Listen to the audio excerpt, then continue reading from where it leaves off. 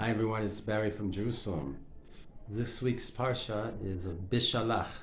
Bishalach is the famous meeting between Yaakov and Esau, who was living in the house of Lavan, as I mentioned in the previous week. And he was forced to leave the house of Lavan, not because he wanted to, because Hashem told him, it's time for you to move. But in Lavan, he acted like a Torah personality. He acted like a responsible person. He acted like he had a good work ethic, and he didn't choose to be like his uncle in Lavan, who was deceitful. See, Yaakov's meaning in essence is truth. So here he comes to meet his brother now, because he has to go through his territory to get to the land of Canaan, which is later the land of Israel. And it was only prior to his meeting Esau, he has encountered,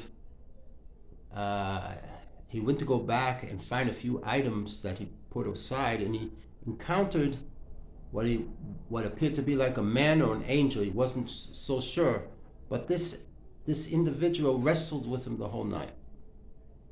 And the Chazal tell us that this dust went all the way up to the Kisei HaKavod, which is the highest place in the heavens. This is the great conflict between the person of Emes and a person of Sheker. But even a person of Sheker had some merit. The person of Sheker was Esau, but because Yaakov took his birthright, he wanted to kill him. And now, after he's developed the 12 tribes, and God says, okay, it's your time to go into Israel, and he became very afraid. He was very fearful, because in reality his mother was the one that told him, listen, he tricked his brother to having the blessing. The brother is the older brother, but he didn't choose to go in the way of Torah and mitzvahs. He was a hunter. His father liked it that he was a hunter, because he would find food for him. And when he'd come with his food, with his catch, he was always coming like going to a banquet. He was wearing special clothes. He gave his father honor. And for this, his father was forced to give him a blessing after Yaakov went in, and he was listening to Yaakov's voice, and he says, it doesn't sound like you, Yaakov. This is like, no. And Yaakov had to kind of like just go along with it and listen to his mother, because she had a prophetic vision that because Esau wasn't a Torah-like personality, he'd have a different goal. Well, that left Yaakov's job as doing both Jacob's and Yaakov's. See, we were a community of Jews, and as a community, we have to share the responsibility. But he didn't want to share this. He understood Torah. He learned it from his father, but he decided to go another way. This is the idea of that we have this freedom of choice, and God says it's for your benefit. But if you don't do like the Torah says, there will be consequences, and this is the personality of Yitzchak. Isaac is his judgment. So Abraham is Chesed, Yitzchak is judgment, and Yaakov is Tiferet, which is beauty. So where does the beauty come in here? The beauty is he's the balance between the kindness and the restraint. And he was doing a dance. He had to come in, meet his brother, protect all the family members, that people would not be killed. Now, he's a tzaddik. A tzaddik is righteous. But the Torah teaches us from his actions not to rely solely on your status as a righteous person. because he knew Esau was coming at him with an army of 400 generals. So how do you deal with that? Chazal tell us that he prayed, and he prepared for war by separating the camps of his 12 tribes. There was the child of Joseph from Rachel, his one wife, and then there were the other from Leah. Leah had the bulk of the family there. So and then there was Dinah. He had a daughter. However, he had to come to this realization, and he had to confront his brother. See, everything in the world has divine intervention, divine judgment. Even though he was listening to his mother, he realized, even as he's big tzaddik, and even though Lavan changed his wages 100 times, and he had a great work ethic, and he never gave him anything bad, and he worked at night and the day, he suffered. But he had his own integrity and own value system to be straight and honest, not to fall like his host Lavan, who was devious and crooked. Again, as I mentioned, he switched the daughters. He loved Rachel, and he switched Leah first. So Leah was the older, and he said, well, it's not like us to switch, have the older marry second and the younger. So he did all these things. But he realized if he sent a messenger ahead to him, to Esau with his 400 generals, as it's written, they most likely would have killed him. So what he did is he sent angels, real angels. And these angels, Chazal tell us, some of them were kind of like, they smacked a few of his men on the head and said, I am your brother's servant, Yaakov. And he also lowered the level of respect. He's giving him the respect. What does he do? First he sends the angels, but then he sends not only a message, but then he sends 7 times as he's approaching him. He's sending his cattle. He's sending the chamor and the chamor and the shore. The shore. It's interesting because in the Torah, Yosef HaTzadik, which is his son, is called the shore. And the chamor, actually, chamor is connected to the word chomer, which is physical. And this was like Esau's disposition, where Yaakov's disposition was more spiritual, metaphysical, beyond physical. But the tribe of Yissachar were like a donkey, they said, because they studied Torah day and night, right? And here now he's coming to meet the Yetzer Hara, also known by the text as Esau, who is into power and acquisition. This is known really for the civilization of Rome. He was called Adom, which means Rome, which means Adam is red, and he was a hunter. So this color was symbolic of him. Even to his name, they say he came out ready. They were twins. Now in my book I mentioned the Yetzer Tov and the Yetzer Ra. The Yetzer Tov is the good inclination that we got to pursue because we have choice. And Esau's choice was not to go in the way of Torah and mitzvahs. So he says there's reward and punishment if you go my way. You have your way. And in some ways, God will make things right. So now, Yaakov as a tzaddik has to say, wow, what's going to happen? I'm meeting my brother. I get my whole family killed. I can be killed myself. But I think God is with me, and I'm afraid, and even if I defend myself, I'm afraid that I'm going to have to kill my brother. So here we're learning a very interesting concept that it's best, because we're all children of God, to try to make peace. But he didn't make peace with him. He made it through these three things: prayer, sending gifts, and separating his family into different parts.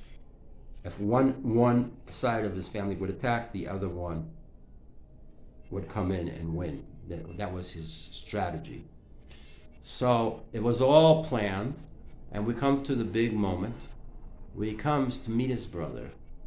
And Chazal says he bowed down 7 times. So the other people say, why is he bowing down 7 times to Esau?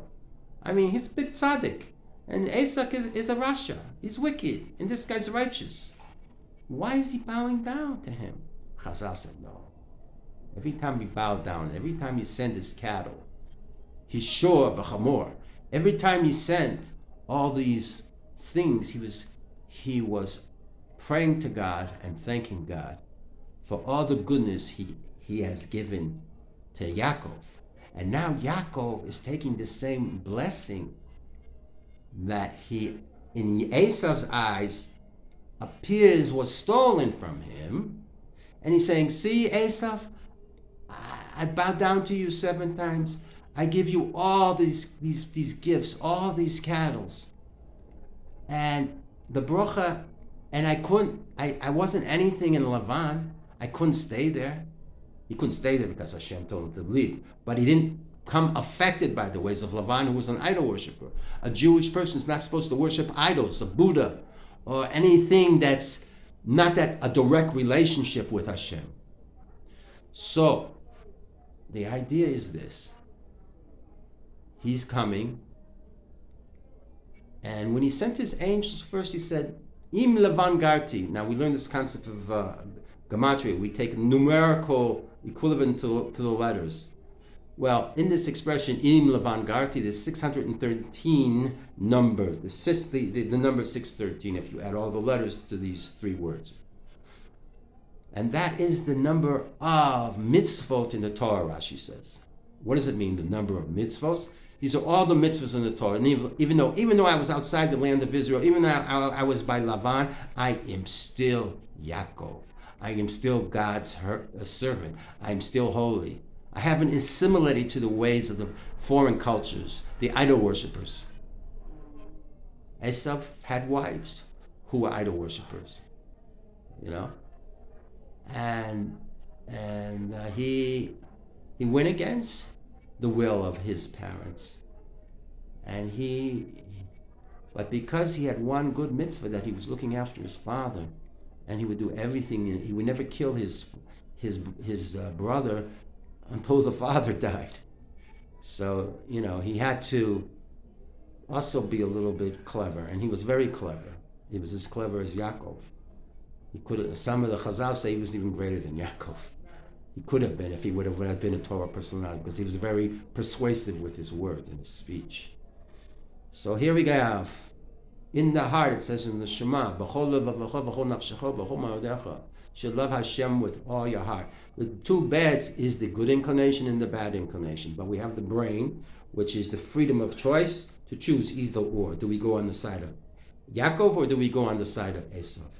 We have to choose. But it says in the middle part of the Shema, there's a concept of reward and punishment. That if you go off the way Hashem has planned it for you, then there is judgment.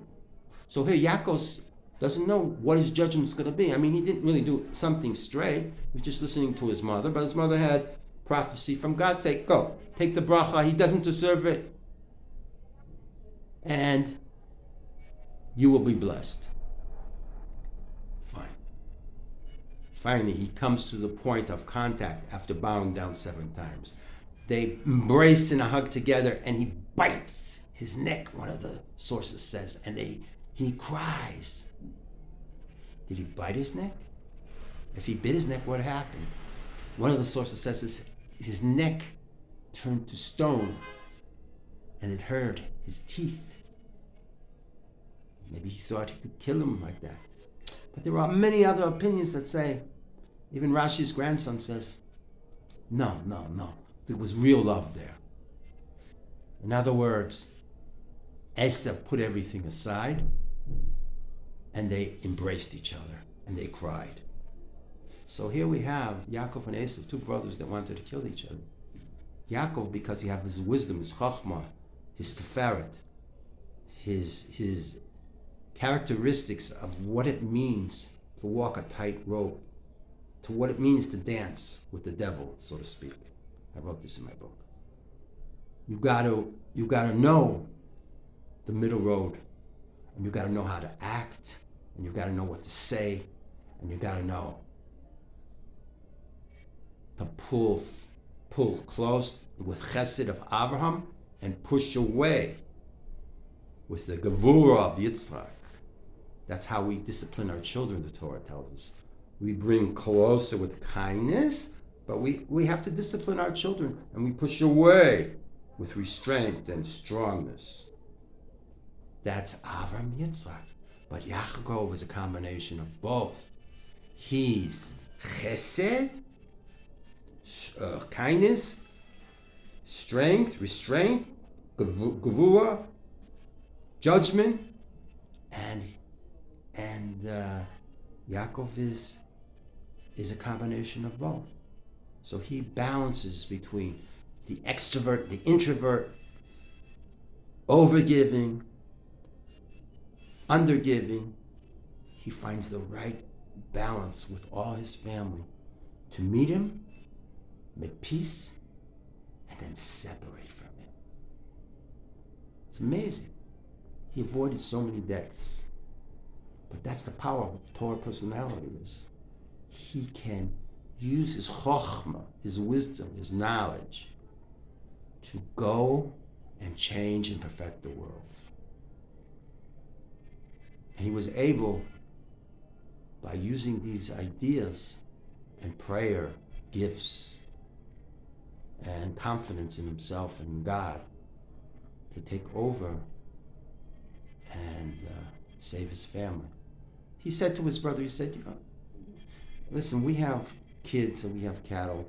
We're gonna slow you down. You're a mover, you're a hunter. We're gonna slow you down. Why don't you just go ahead and we'll catch up to you, We'll see each other another time, But he was able to, because he knew if he went and he assimilated with Esav, that Esav's tricks of domination and how he traps people and animals would come to his immediate family.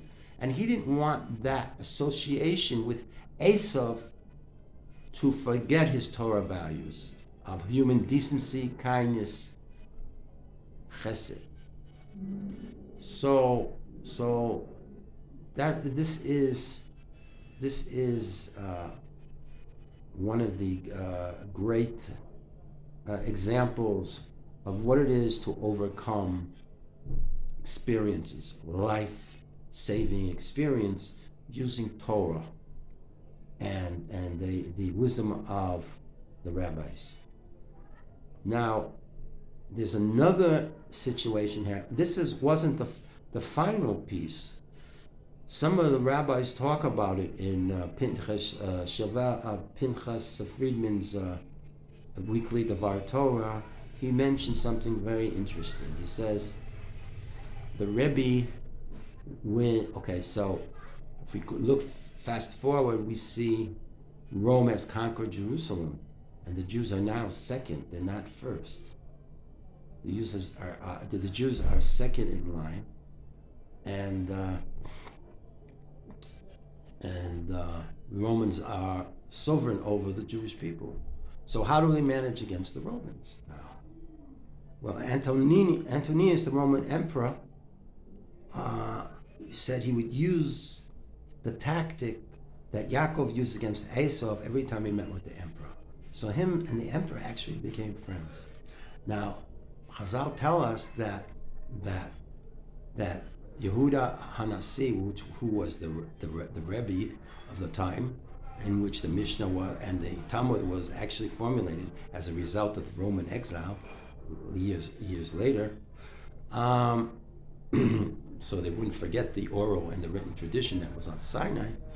He was the great leader of the Jewish people. And he and Antoninus used to learn together.